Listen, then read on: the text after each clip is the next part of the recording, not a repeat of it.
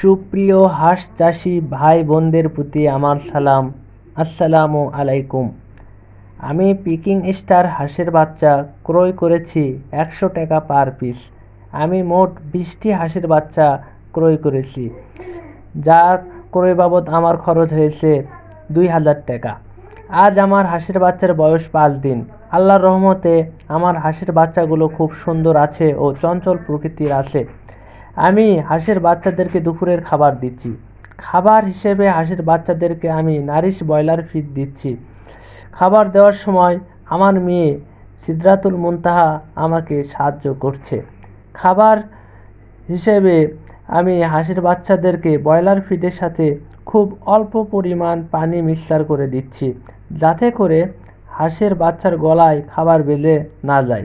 পানি মিক্সার করার সুবিধা হচ্ছে খাবারগুলো বাচ্চা খুব আরাম আয়েসে খেতে পারে, যার ফলে বাচ্চার কোনো ক্ষয়ক্ষতি হয় না। দেখেন, আমি বাচ্চাদেরকে খাবার দিলাম।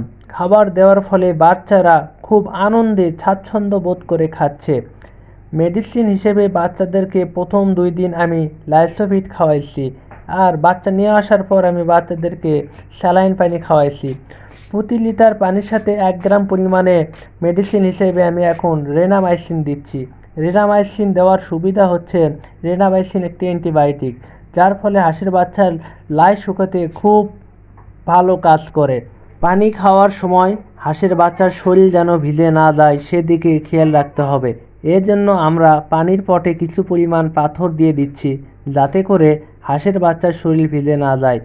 এখন বাচ্চাদেরকে আমি পানি খেতে দিলাম। দেখেন, বাচ্চারা পানি খুব আরাম আয়েসে খাচ্ছে, শরীর ভিজে যাচ্ছে না এবং তাদের কোনো অসুবিধা হচ্ছে না। আপনারা আমার হাঁসের বাচ্চার জন্য দোয়া করবেন, যাতে হাঁসের সব বাচ্চা সুস্থ থাকে, এবং আমার লাইভ চ্যানেলটা সাবস্ক্রাইব করবেন, ফলো দিয়ে পাশে থাকবেন, যাতে করে আপনাদেরকে আমি নতুন নতুন আপডেট দিতে পারি। ধন্যবাদ।